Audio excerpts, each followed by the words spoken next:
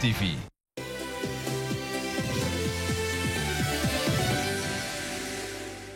Terima kasih Anda masih di Sindo Siang. Pemirsa, sejumlah pedagang kaki lima panik berhamburan saat dirazia petugas Satpol PP di kawasan Pasar Tanah Abang, Jakarta Pusat.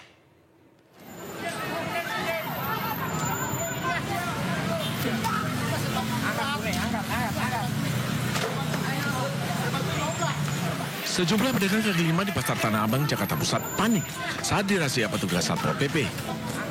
Bahkan sempat terjadi tarik-menarik lantaran pedagang tak mau barang dagangannya diamankan petugas. Para pedagang secepat kilat mengevakuasi barang dagangan yang dijajakan di atas trotoar.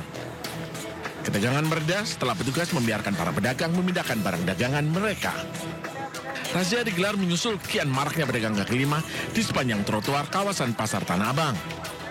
Selain merusak keindahan tata kota, keberadaan para pedagang juga dituding telah mengambil hak pejalan kaki. Banyaknya aduan masyarakat yang merasa terganggu dengan ada pedagang yang mengokupasi seluruh badan trotoar. Di sini kita hadir seminggu sekali, seminggu 2 kali, kita kontrol. Saat razia, petugas mengangkut lapak dan barang dagangan milik pedagang yang sudah beberapa kali terjaring. Dari Jakarta Pusat, Rani Sanjaya, iNews melaporkan. Dua sekolah internasional di Kabupaten Tangerang dan Tangerang Selatan, Banten mendapat ancaman bom melalui pesan singkat. Namun tim penjinak bom tidak menemukan benda berbahaya di dua sekolah tersebut.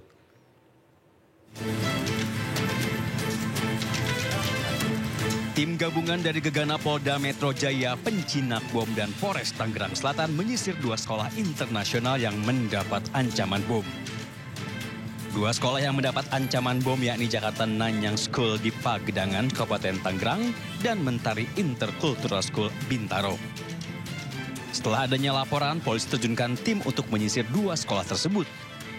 Namun menurut Kapolres Tangerang AKBP Victor Inkiriwang mengatakan pihaknya tidak menemukan benda berbahaya di dua lokasi tersebut.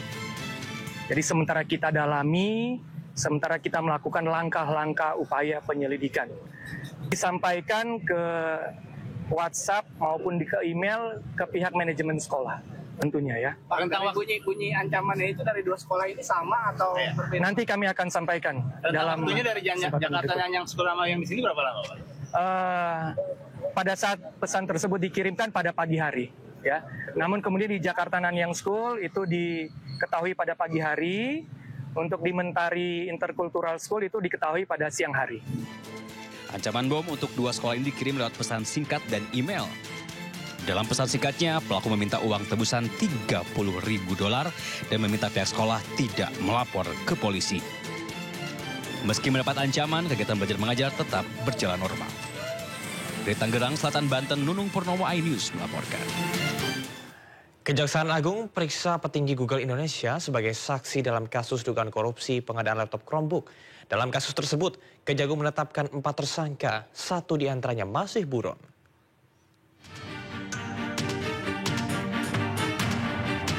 Kejaksaan Agung terus menyelidiki kasus dugaan korupsi pengadaan laptop Chromebook dengan salah satu tersangka, Nadiem Makarim.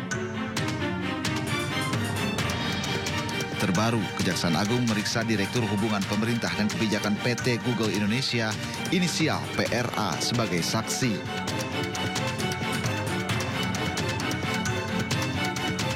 Pemeriksaan tersebut dilakukan di Gedung Bundar Kejaksaan Agung pada Senin 6 Oktober 2025.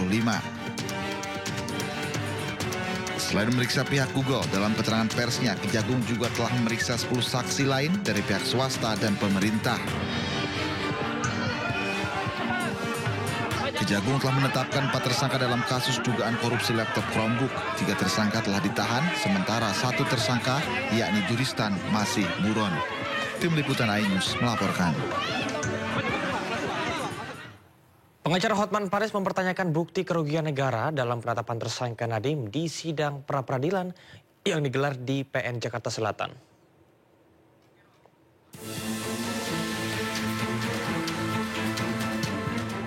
Untuk ketiga kalinya sidang pra-peradilan Nadiem Makarim kembali digelar. Kali ini tim pengacara Mendikbudristek 2019-2024 itu menghadirkan ahli hukum pidana Herul Huda. Huda menilai penetapan Nadiem sebagai tersangka terlalu terburu-buru. Alasannya, jaksa penuntut umum belum memiliki bukti yang memadai, termasuk tidak adanya bukti kerugian keuangan negara yang ditetapkan lembaga resmi.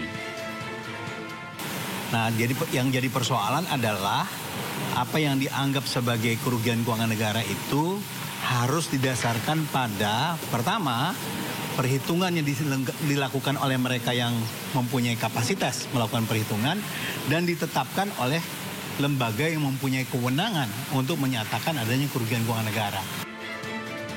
Argumen yang sama disampaikan Hotman Paris. Pengacara Nadiem itu menyinggung keputusan MK tentang perlunya hasil audit resmi untuk menghitung kerugian negara.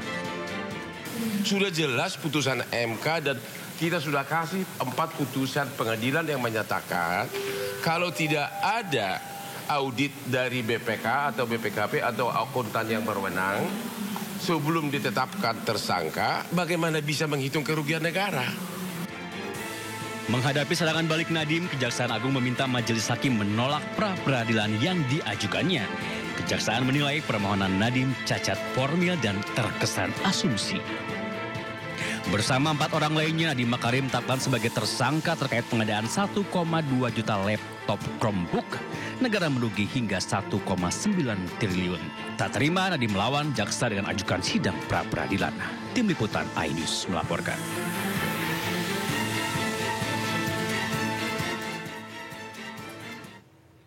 Menteri Haji dan Umroh Muhammad Irfan Yusuf menyerahkan 200 nama calon pejabat Kementerian Haji dan Umroh kepada KPK untuk dilakukan tracking.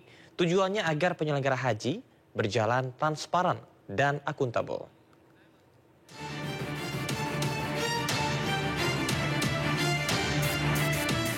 Menteri Haji dan Umroh Gus Irfan menyambangi KPK pada Jumat sore.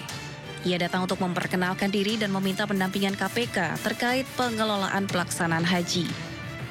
Selain meminta pendampingan, Gus Irfan menyerahkan 200 nama calon pejabat Kementerian Haji agar KPK melakukan tracking kepada calon pejabat. Kita ingin selalu mendapatkan pendampingan dari KPK untuk memastikan bahwa semua proses yang kita lakukan sesuai dengan aturan seperti amanat dari Presiden bahwa proses haji harus dilakukan dengan akuntabel dan transparan.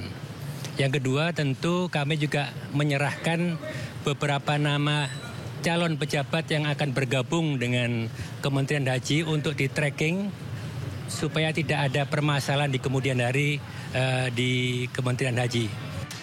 KPK pun menyambut baik audiensi yang dilakukan oleh Menteri Haji dan Umroh Gus Irfan.